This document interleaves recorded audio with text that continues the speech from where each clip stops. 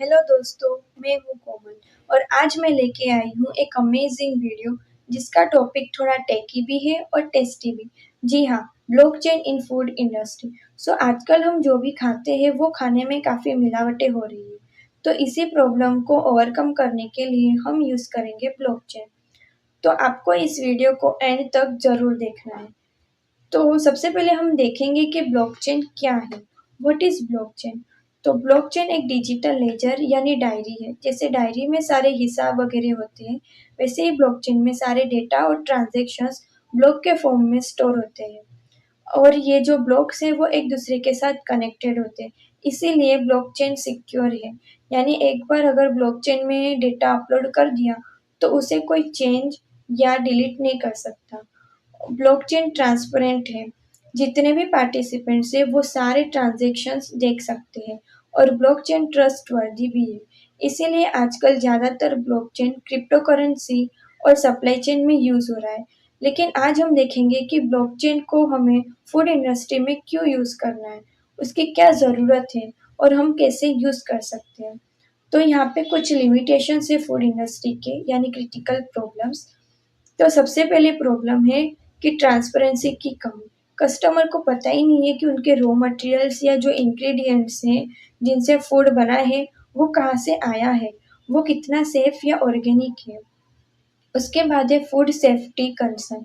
ये food industry का सबसे बड़ा चैलेंज है। यानी हमें पता ही नहीं है कि प्रॉब्लम कहाँ पे है, खेतों में है, ट्रांसपोर्टेशन में है या फिर किचन में है। उसके बाद है वेस्ट मैनेजमेंट। तो सप्लाई चेन में तालमेल की कमी के कारण हर साल 30 से 40% जो इंग्रेडिएंट्स है, जो मटेरियल्स है, उनका नुकसान होता है, वो सब वेस्ट जाता है। फिर उसके बाद है नकली सप्लायर्स और मिलावटें। तो ट्रांसपोर्टेशन के टाइम सप्लायर्स के द्वारा जो महंगे प्रोडक्ट्स होते हैं जैसे केसर, ऑलिव ऑयल, उसमें मिलावटें की जाती है। इवन कैफे, रेस्टोरेंट या रेलवे स्टेशन और एयरपोर्ट में भी के खाने में भी काफ़ी मिलावटें होती रहती है। ये सारी प्रॉब्लम्स कस्टमर के हेल्थ को और उनके ट्रस्ट को अफेक्ट करता है। तो इसी प्रॉब्लम को ब्लॉकचेन कैसे सॉल्व करेगा, हम अभी वही देखें। हाउ ब्लॉकचेन वर्क्स, यहाँ पे स्टेप बाय स्टेप प्रोसेस है। तो सबसे पहला स्टेप है फार्म टू ब्लॉकचेन। जो किसान यानी फार्मर्स हैं उनके पास एक एप्लीकेशन होगी। जब भी किसान फसल की कटाई करेगा तो उसके साथ कटाई का टाइम, बैच नंबर और क्वालिटी सर्टिफिकेशन उसमें अपडेट करेगा। और उसमें एक स्मार्ट कॉन्ट्रैक्ट्स यानी डिजिटल रूल्स होंगे। उसके थ्रू फार्मर्स तुरंत अपना पेमेंट रिसीव कर पाएगा। उसके बाद है स्टेप टू ट्रांसपोर्टेशन मॉनिटरिंग। तो ब्लॉकचेन में सिर्फ एप्लीकेशंस ही नहीं, उसमें आईओटी का भी यूज़ होगा, यानी इंटरनेट ऑफ थिंग्स। जैसे ट्रांसपोर्टेशन के जो व्हीकल्स होंगे उसमें सेंसर लगाए जाएंगे जो ऑटोमेटिकली टेम्परेचर और जीपीएस लोकेशन को ट्रैक करेगा और ब्लॉकचेन पर भेजता रहेगा। उसके बाद है क्वालिटी वेरिफिकेशन।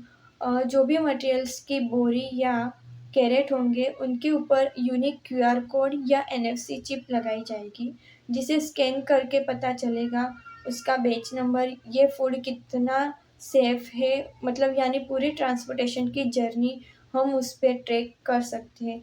इफ़ अगर ट्रांसपोर्टेशन के टाइम कोई गड़बड़ होती है या मिलावट होती है तो स्मार्ट कॉन्ट्रैक्ट्स उसे उस बैच को रिजेक्ट मार्क कर देगा। फिर रेस्टोरेंट को तुरंत पता चल जाएगा कि ये सामान खराब हो चुका है। उसके बाद है प्रिपरेशन एंड सर्विस।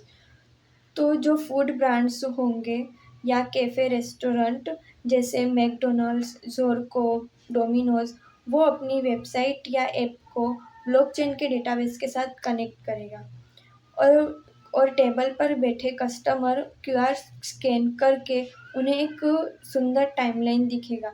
जैसे आपका ये आइटम इस इंग्रेडिएंट से बना है, ये इंग्रेडिएंट्स यहाँ से इतने बजे इस किचन तक पहुँचा है, जिससे कस्टमर का ट्रस्ट भी बढ़ेगा। फिर उसके बाद है फीडबैक लूप। इसमें कस्टमर फीडबैक, कंजप्शन डेटा और वेस्ट मैट्रिक्स सब रिकॉर्ड होगा। इसकी वजह से सिस्टम में जो भी कमियां हैं वो पता चलेगी, जिससे उस कमियां को सुधारा जा सकेगा और सर्विस और भी बेहतर हो सकेगी। तो अब इस कंसेप्ट को समझते हैं एक एग्जाम्पल के साथ। तो यहाँ पे मैंने एक केस स्टडी ली है ज़ोरको। तो ज़ोरको एक pure veg fast food brand है जिसका फोकस क्वालिटी और ट्रांसपेरेंसी पे है। तो ज़ोरको की कोर वैल्यूज़ है 100% वेज फूड, फिर fresh ingredients, environment sustainability, complete transparency और कस्टमर ट्रस्ट। अभी इस विज़न को ज़ोरको ब्लॉकचेन के थ्रू कैसे अचीव कर सकता है वो देखेंगे। तो सबसे पहले है फार्म रजिस्ट्रेशन। ज़ोरको उन सारे खेतों को रजिस्टर करेगा जहाँ से इंग्रेडिएंट्स आते हैं, ताकि वो मटेरियल्स या इंग्रेडिएंट्स की क्वालिटी चेक की जा सके। फिर उसके बाद है सप्लाई चेन ट्रैकिंग। तो जैसे ही जो भी ट्रांसपोर्टेशन है उनके सारे व्हीकल्स में सेंसर लगाए जाएंगे, ताकि उसके टेम्परेचर लोकेशंस को हर माइल्स पर ट्रैक किया जा सके। उसके बाद है कस्टमर एक्सेस। इसमें कस्टमर जो भी फूड आइटम है उनका क्यूआर कोड स्कैन करके फूड की पूरी जर्नी देख सकेगा और उसमें फीडबैक भी दे सकेंगे, जिससे सिस्टम और भी इम्प्रूव हो सके। अब इसे यहाँ पे देखेंगे कि ब्लॉकचेन ही क्यों सॉल्यूशन है। तो यहाँ पे कुछ रीजंस है। तो सबसे पहले है end to end traceability. Blockchain में सारे इंग्रेडिएंट्स को हम ट्रैक कर सकते हैं, वो भी रियल टाइम के साथ। उसके बाद है इंस्टेंट वेरिफिकेशन। हम तुरंत वेरीफाई कर सकते हैं कि कौन से सप्लायर्स है, कौन से खेतों से आया है, वो भी एक्यूरेसी के साथ। उसके बाद है ऑटोमेटेड कंपाइल्स, स्मार्ट कॉन्ट्रैक्ट्स यानी डिजिटल रूल्स। इसमें डिजिटल रूल्स ऑटोमेटिकली फॉलो होते हैं।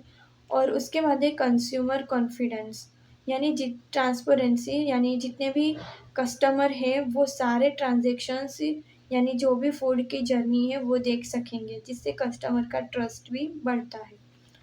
उसके बाद देखते हैं लिमिटेशंस। या कोई भी टेक्नोलॉजी परफेक्ट नहीं होती है, हर टेक्नोलॉजी में कोई ना कोई लिमिटेशंस होते ही है। तो ब्लॉकचेन की लिमिटेशंस हम यहाँ पे देखेंगे। तो सबसे पहले है हाई इनिशियल इन्वेस्टमेंट। ब्लॉकचेन को फूड इंडस्ट्री में स्टार्ट करने के लिए काफ़ी इन्वेस्टमेंट की ज़रूरत है। उसके बाद है टेक्निकल कॉम्प्लेक्सिटी। हर कोई ब्लॉकचेन की टेक्नोलॉजी समझ नहीं सकता, तो उसके लिए एक टीम की ज़रूरत पड़ सकती है। उसके बाद है सप्लायर एडॉप्शन। जितने भी सप्लायर्स होंगे उन सभी सप्लायर्स को ये टेक्नोलॉजी एडप्ट करनी पड़ेगी। इफ़ 10 सप्लायर्स में से 9 सप्लायर्स इसे एक्सेप्ट करते हैं लेकिन एक सप्लायर्स नहीं कर पाता, तो ब्लॉकचेन टूट सकती है। अभी उसके बाद देखेंगे एडवांटेजेस। तो ब्लॉकचेन के कुछ मेन एडवांटेजेस है। तो सबसे सबसे पहले है इन्हेंस फूड सेफ्टी, यानी ट्रांसपेरेंसी की वजह से खराब खाना प्लेट तक पहुंचने के चांसेस कम हो सकते हैं। उसके बाद है ऑपरेशनल इफ़िशियंसी, यानी सही डेटा और मजबूत सप्लाई चेन की वजह से जो फूड वेस्टेज हो रहा था वो कम हो सकता है। उसके बाद है कस्टमर ट्रस्ट, या जो फूड ब्रांड्स हैं उनके लिए कस्टमर का ट्रस्ट और लॉयल्टी बढ़ जाएगी। फिर है कॉस्ट सेविंग। तो फ्रॉड को रिड्यूस करके और इन्वेंटरी को मैनेजमेंट करके कॉस्ट सेविंग भी हो सकती है। उसके बाद है सस्टेनेबिलिटी ट्रैकिंग। तो सिस्टम बिना रुकावट के स्मूथ और इफ़िशियंसी चल सकती है और सर्विस भी बेहतर हो सकती है। उसके बाद हम देखेंगे यहाँ पे रियल वर्ल्ड इम्पैक्ट है, यानी जो ब्लॉकचेन है उसके रियल वर्ल्ड पे क्या असर हो सकती है। तो बेटर ब्रांड इमेज। जी, जो भी ब्रांड ब्लॉकचेन को अपनाएगी उसकी मार्केट में अच्छी इमेज बनेगी। उसके बाद है सेफर फूड फॉर कस्टमर। तो कस्टमर को सेफ और अच्छा फूड मिल सकेगा। Improved franchise management. फिर जो ब्रांड है उसकी फ्रेंचाइज भी मैनेजमेंट हो सकेगी। स्ट्रॉन्ग कस्टमर ट्रस्ट, उससे कस्टमर का ट्रस्ट भी बढ़ेगा। देखते हैं future of blockchain in food industry. तो सबसे पहले टुडे यानी आज। तो आजकल ज़्यादातर ब्लॉकचेन क्रिप्टो करेंसी और सप्लाई चेन में यूज़ हो रहा है, लेकिन फॉरेन में कुछ कुछ लोकेशंस पर फूड इंडस्ट्री में ब्लॉकचेन यूज़ हो रहा है। फिर टुमारो यानी कल फूड इंडस्ट्री में फूड की क्वालिटी उसका स्टैंडर्ड बन सकता है। जैसे आज सोने के लिए हॉलमार्क ज़रूरी है, वैसे ही कल फूड के लिए उसकी क्वालिटी उसका स्टैंडर्ड बन सकता है। और हमारा विज़न है कि फ्यूचर में जो फूड आइटम होगी उसकी पूरी जर्नी ट्रांसपेरेंट होगी, सस्टेनेबल होगी और कोई भी वेरीफाई कर सकेगा। अब इसके बाद देखते हैं कंक्लूज़न। तो इस प्रोजेक्ट कंक्लूज़न, तो ब्लॉकचेन टेक्नोलॉजी के थ्रू जो फूड इंडस्ट्री है उसमें ट्रांसपेरेंसी, सेफ्टी और ट्रस्ट इम्प्रूव होगा और मिलावटें और जो फ्रॉड है उसे रिड्यूस कर सकेंगे, जिससे लॉन्ग टर्म कस्टमर का ट्रस्ट और लॉयल्टी रहेगी। तो यहाँ पे कुछ रेफरेंस है इस प्रोजेक्ट के।